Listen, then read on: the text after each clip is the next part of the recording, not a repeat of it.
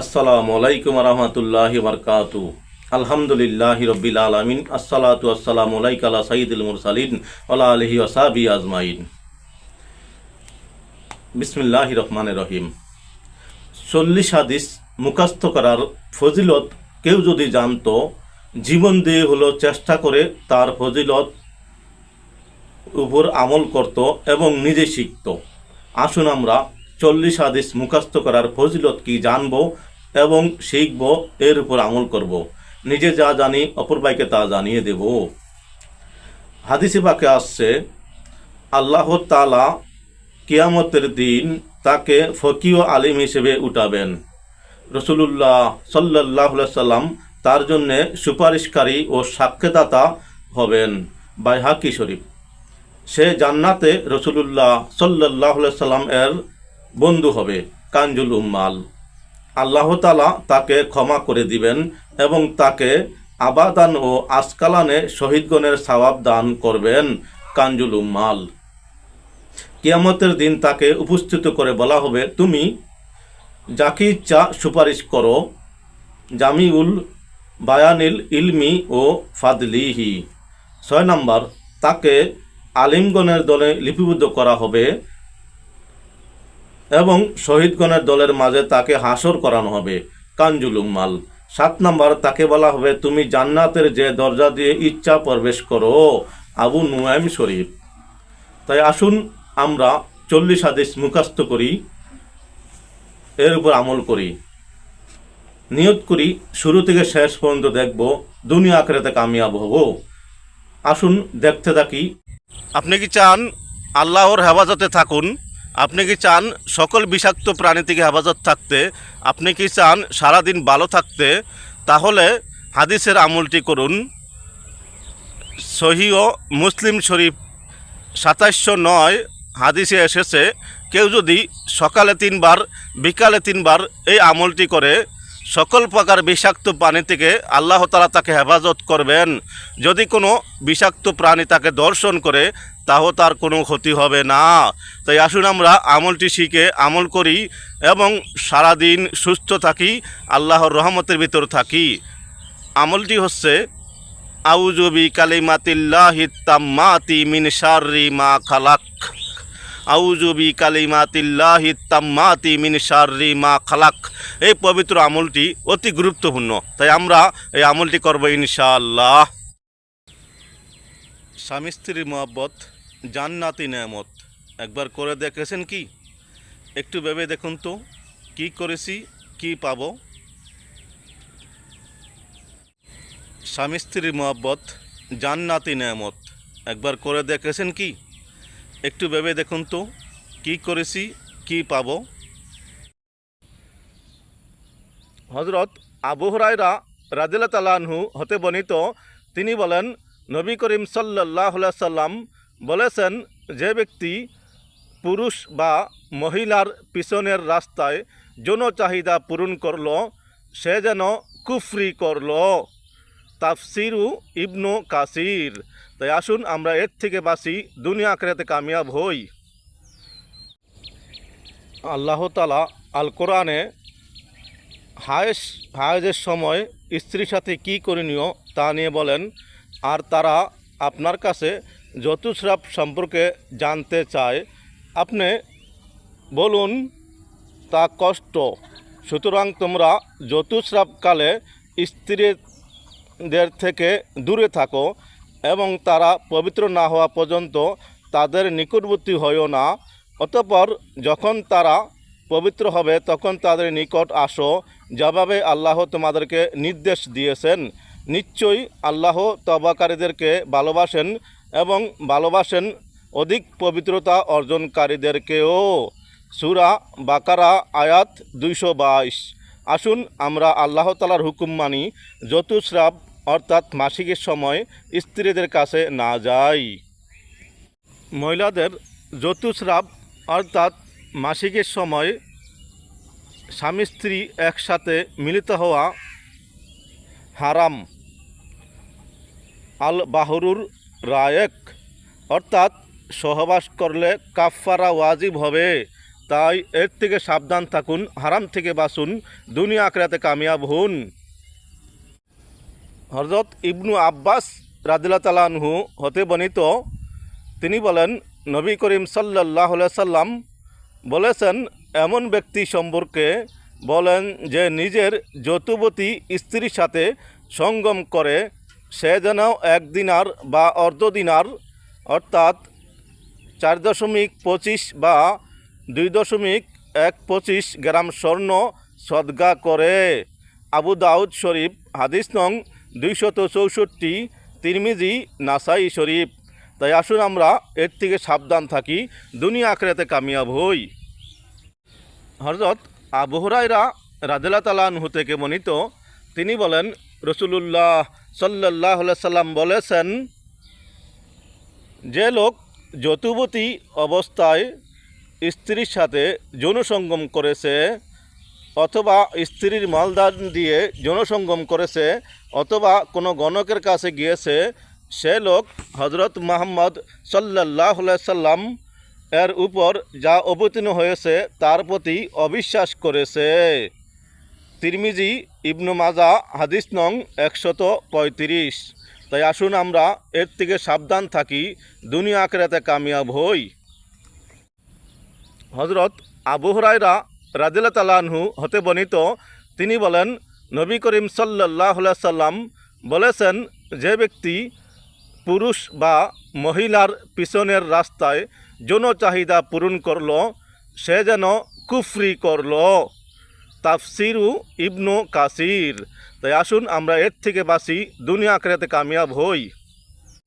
হযরত আবু হুরায়রা রাদিয়াল্লাহু তাআলা আনহু থেকে বর্ণিত, তিনি বলেন, নবী করিম সাল্লাল্লাহু আলাইহি সাল্লাম বলেছেন, যে ব্যক্তি তার স্ত্রীর মলদ্বারে সঙ্গম করে, আল্লাহ তাআলা তার দিকে দয়ার দৃষ্টিতে তাকাবেন না। হাদিস ইবনু মাজাহ, হাদিস নং 1923। তাই আসুন এই গুনার কাছ থেকে বাঁচি, দুনিয়া আখিরাতে কামিয়াব হই। হায়েজ অবস্থায় স্ত্রীকে তালাক দেওয়ার বিষয় মহান আল্লাহ তাআলা পবিত্র কোরআনে বলেন, হে নবী সাল্লাল্লাহু আলাইহি সাল্লাম, বলুন, তোমরা যখন তোমাদের স্ত্রীদেরকে তালাক দেওয়ার ইচ্ছা করবে, তখন তাদের ইদ্যত অনুসারে তাদেরকে তালাক দাও। সূরা তালাক, আয়াত নং 1। হযরত ইবনু আব্বাস রাদিয়াল্লাহু তাআলা আনহু বলেন, অর্থ আয়াতে উল্লিখিত ইদ্যত দ্বারা উদ্দেশ্য হলো হায়েজ অবস্থায় স্ত্রীকে তালাক দিবে না এবং তালাক দিবে ওই পবিত্র অবস্থায় যাতে সহবাস করা হয়নি। তাফসিরে ইবনু কাসির। তাই আসুন আমরা নিয়ম মেনে সঠিকভাবে কাজ করি, দুনিয়া আখিরাতে কামিয়াব হই। আসসালামু আলাইকুম ওয়া রাহমাতুল্লাহি ওয়া বারাকাতুহু। হাদিসে পাকে আছে, কেউ যদি কোরআন তেলাওয়াত করে, মহান আল্লাহ তাআলা ওই ব্যক্তিকে প্রতি হরফের বিনিময়ে 10 নেকি করে দিয়ে থাকেন। সেই হিসাবে সূরা ফাতিহার ভিতরে 122টি হরফ রয়েছে। কেউ যদি সূরা ফাতিহা একবার পাঠ করেন, মহান আল্লাহ তাআলা ওই ব্যক্তিকে 1220 নেকি দিবেন। তাই আসুন সূরা ফাতিহা বেশি বেশি পাঠ করি, দুনিয়া আখিরাতে কামিয়াব হই। সূরা ফাতিহা হচ্ছে উম্মুল কোরআন, সকল রোগের ওষুধ। যদি কারো জ্বর হয়ে থাকে, যদি সূরা ফাতিহা 7 বার পরে 7 বার পানিতে ফু দিয়ে খায়, আল্লাহর রহমতে তার রোগ সেরে যাবে।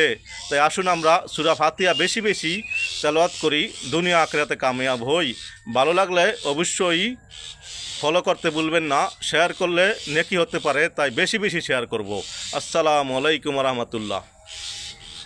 হযরত ইবনু ওমর রাদিয়াল্লাহু তাআলা আনহু ও হযরত আবু হুরায়রা রাদিয়াল্লাহু তাআলা আনহু হতে বর্ণিত, তারা বলেন, রাসূলুল্লাহ সাল্লাল্লাহু আলাইহি সাল্লাম বলেছেন, তোমরা আমার প্রতি দুরূদ শরীফ পাঠ করো, তাহলে আল্লাহ তোমাদের প্রতি দুরূদ শরীফ পাঠ করবেন। হাদিস ইবনু আদি। তাই আসুন আমরা বেশি বেশি দুরূদ শরীফ পাঠ করি, দুনিয়া আখিরাতে কামিয়াব হই।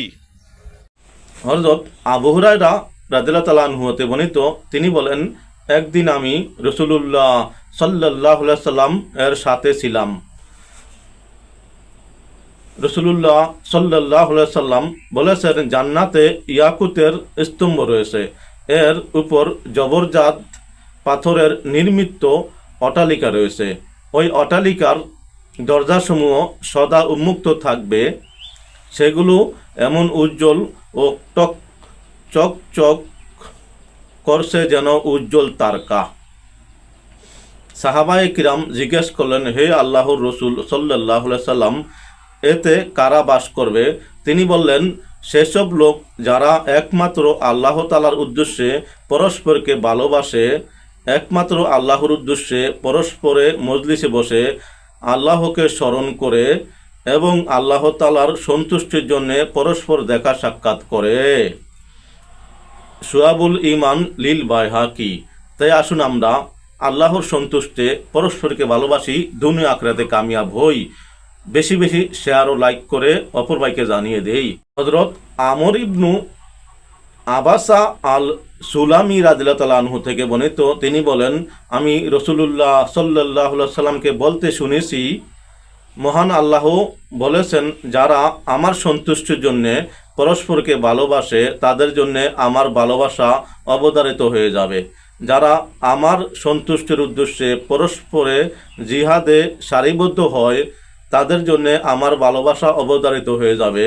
যারা আমার সন্তুষ্টির উদ্দেশ্যে পরস্পরে দেখা সাক্ষাৎ করে তাদের জন্য আমার ভালোবাসা অবধারিত হয়ে যাবে।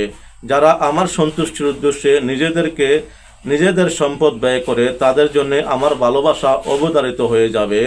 যারা আমার সন্তুষ্টির উদ্দেশ্যে পরস্পরকে সহযোগিতা করে তাদের জন্য আমার ভালোবাসা অবধারিত হয়ে যাবে। হাদিস মুসনাদু আহমাদ।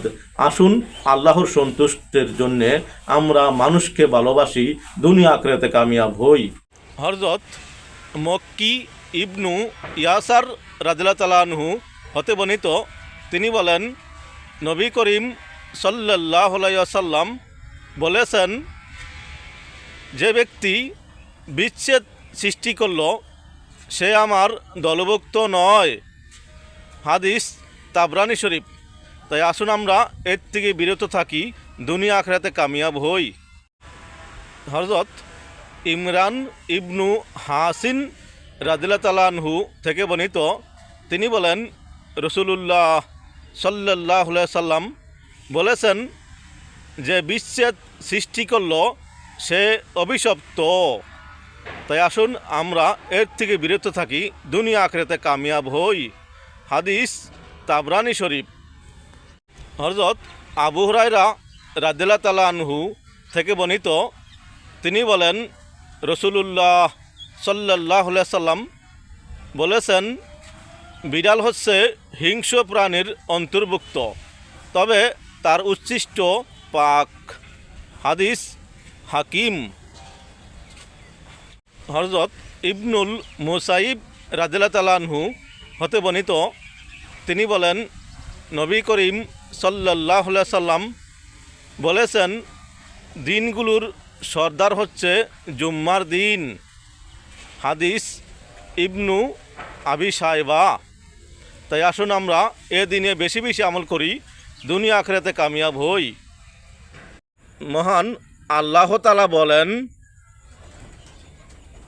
আমার উদ্দেশ্যে পরস্পরকে যারা মুহাব্বত করে, আমার উদ্দেশ্যে পরস্পর সহিত যারা উপবেশন করে, আমার উদ্দেশ্যে পরস্পরের সহিত যারা খরচ করে এবং আমার উদ্দেশ্যে পরস্পরকে যারা পরিদর্শন করে, আমার ভালোবাসা তাদের জন্য নির্ধারিত হয়ে গিয়েছে। আহমাদ ও ইবনু হিব্বান। তাই আসুন আল্লাহর সন্তুষ্টির জন্যে পরস্পরকে মহাব্বত করি, ভালোবাসি, তাহলে আমরা দুনিয়া আখিরাতে কামিয়াব হয়ে যাব। হযরত আবু ওসামা রাদিয়াল্লাহু তাআলা আনহু থেকে বর্ণিত, তিনি বলেন, রাসূলুল্লাহ সাল্লাল্লাহু আলাইহি সাল্লাম বলেছেন, কোনো বান্দা যখন কোনো বান্দাকে আল্লাহর সন্তুষ্টির জন্যে ভালোবাসে তাহলে যেন সে আল্লাহকেই সম্মান করল। মুসনাদে আহমাদ। তাই আসুন আল্লাহর বান্দাদেরকে ভালোবাসি, দুনিয়া আখিরাতে কামিয়াব হই। মহান আল্লাহ তাআলা বলেন, আমার উদ্দেশ্যে পরস্পরকে যারা মোহাব্বত করে, আমার উদ্দেশ্যে পরস্পর সহিত যারা উপবেশন করে, আমার উদ্দেশ্যে পরস্পরের সহিত যারা খরচ করে এবং আমার উদ্দেশ্যে পরস্পরকে যারা পরিদর্শন করে, আমার ভালোবাসা তাদের জন্য নির্ধারিত হয়ে গিয়েছে। আহমাদ ও ইবনু হিব্বান। তাই আসুন আল্লাহর সন্তুষ্টির জন্যে পরস্পরকে মহাব্বত করি, ভালোবাসি, তাহলে আমরা দুনিয়া আখিরাতে কামিয়াব হয়ে যাব। হযরত আবু ওসামা রাদিয়াল্লাহু তাআলা আনহু থেকে বর্ণিত, তিনি বলেন, রাসূলুল্লাহ সাল্লাল্লাহু আলাইহি সাল্লাম বলেছেন, কোনো বান্দা যখন কোনো বান্দাকে আল্লাহর সন্তুষ্টির জন্যে ভালোবাসে, তাহলে যেন সে আল্লাহকেই সম্মান করল। মুসনাদে আহমদ। তাই আসুন আল্লাহর বান্দাদেরকে ভালোবাসি, দুনিয়া আখিরাতে কামিয়াব হই। আসসালামু আলাইকুম ওয়া রাহমাতুল্লাহি ওয়া বারাকাতুহু। হাদিসে পাকে আছে যে আগে সালাম দিল সে অহংকার মুক্ত। অপর হাদিসে আসছে সালাম দেওয়ার অতি বরকতময় নেকি। তাই আসুন আমরা আগে সালাম প্রদান করি, দুনিয়া আখিরাতে কামিয়াব হই। হাদিসে আছে কেউ যদি নামাজে দাঁড়িয়ে কোরআন তেলাওয়াত করে, মহান আল্লাহ তাআলা ওই ব্যক্তিকে প্রতি হরফের বিনিময়ে 100 হরফের নেকি দান করবেন। তাই আসুন নামাজে দাঁড়িয়ে বেশি বেশি কোরআন তেলাওয়াত করি, দুনিয়া আখিরাতে কামিয়াব হই। উপকার মনে হলে অবশ্যই একটি লাইক পাবো তো। আসসালামু আলাইকুম ওয়া রাহমাতুল্লাহ। সম্মানিত দিনী ভাই বোনেরা, আশা করি আল্লাহর রহমতে ভালো আছেন। ভালো জিনিস শেয়ার করলে নেকি হতে পারে, তাই ভালো জিনিস বেশি বেশি শেয়ার করব। খারাপ জিনিস শেয়ার করলে গুনাহ হতে পারে, তাই তার থেকে দূরে থাকব। শেয়ার করার পূর্বে একটি ভেবে দেখব এটি কি ভালো হবে না মন্দ হবে, এবং কমেন্ট করার পূর্বে পুরো ভিডিও দেখব, তারপরে কমেন্ট করব। তাহলেই নিজে উপকৃত হব, অপরকে উপকৃত করতে পারবো। দুনিয়াতে টাকার লেনদেন চলবে, হাসরের ময়দানে টাকার লেনদেন চলবে না। প্রতিটা নেকির মূল্যায়ন কেউ দিতে পারবে না। তাই আসুন দুনিয়ায় বেঁচে থাকতে ভালো কাজ করি, দুনিয়া আখিরাতে কামিয়াব হই। যত করবা চালাকি, মরলে বুঝবা জ্বালাকি। কথাটা কতটুকু সত্য একটু যাচাই করে দেখুন, ভেবে দেখুন। আপনার কাজে আপনি সফল, আপনার কাজে আপনি দুঃখী। এই জন্য কারো দোষ না দেই, চালাকি না করি, দুনিয়া আখিরাতে কামিয়াব হই। যারা টিকটকে ফেসবুকে কসম করে বলে এটা করব সেটা করব, তাদের কথা বিশ্বাস না করা উচিত। আসুন আমরা ইসলামিক ভিডিও দেখি, ইসলামকে সাপোর্ট করি, আল্লাহর কাছে সাহায্য চাই। আল্লাহ আমাদেরকে সকল আশা পূর্ণ করবেন ইনশাআল্লাহ। হযরত আয়েশা সিদ্দিকা রাদিয়াল্লাহু তাআলা আনহা থেকে বর্ণিত, তিনি বলেন, রাসূলুল্লাহ সাল্লাল্লাহু আলাইহি সাল্লাম বলেছেন, হজ করা কত না উত্তম কাজ। তাই আসুন আমরা সামর্থ্য থাকলে আগে হজ করে নেই, সামর্থ্য না থাকলে নিয়ত করি। নেক নিয়তে আল্লাহ তাআলা নেকি দিয়ে থাকেন। অর্থাৎ হাদিসে আসছে নেক নিয়ত করিলে তাৎক্ষণিক অর্ধেক সওয়াব লেখা হয়, এবং কাজ সমাধা হলে কত হয় তা আল্লাহই ভালো জানেন। হাদিস বুখারী শরীফ। হযরত হাসান ইবনু আতিয়া রাদিয়াল্লাহু তাআলা আনহু থেকে বর্ণিত, তিনি বলেন, রাসূলুল্লাহ সাল্লাল্লাহু আলাইহি সাল্লাম বলেছেন, মেসওয়াক হচ্ছে ইমানের অর্ধেক, আর অজু হচ্ছে ইমানের অর্ধেক। আল জামিউস সগীর লিস সুউতি। তাই আসুন আমরা অজু করার পরে মেসওয়াক করি, বেশি বেশি নেকি আমল করি। হযরত আবু মুসা আশআরী রাদিয়াল্লাহু তাআলা আনহু থেকে বর্ণিত, তিনি বলেন, রাসূলুল্লাহ সাল্লাল্লাহু আলাইহি সাল্লাম বলেছেন, বিপদে ধৈর্য ধারণকারী আল্লাহ তাআলার সন্তুষ্টি পাওয়ার উপায়। হাদিস দাইলামি শরীফ। তাই আসুন আমরা বিপদে ধৈর্য ধরি, আল্লাহ তাআলার অশেষ রহমতে থাকি। হযরত আবু হুরায়রা রাদিয়াল্লাহু তাআলা আনহু থেকে বর্ণিত, তিনি বলেন, নবী করিম সাল্লাল্লাহু আলাইহি সাল্লাম বলেছেন, কারো প্রতি কুদৃষ্টি এটার ক্ষতি সত্য। বুখারী শরীফ। তাই আসুন, কুদৃষ্টি থেকে বাঁচতে হলে আমরা আল্লাহ তাআলার কাছে সাহায্য চাই, তাহলে আমরা বাঁচতে পারবো ইনশাআল্লাহ। হাদিস বুখারী শরীফ। হযরত আবু বুরাইদা রাদিয়াল্লাহু তাআলা আনহু হতে বর্ণিত, তিনি বলেন, রাসূলুল্লাহ সাল্লাল্লাহু আলাইহি সাল্লাম বলেছেন, মুমিনের মৃত্যু হচ্ছে ললাটে, অর্থাৎ গামের মাধ্যমে। হাদিস নাসাই শরীফ।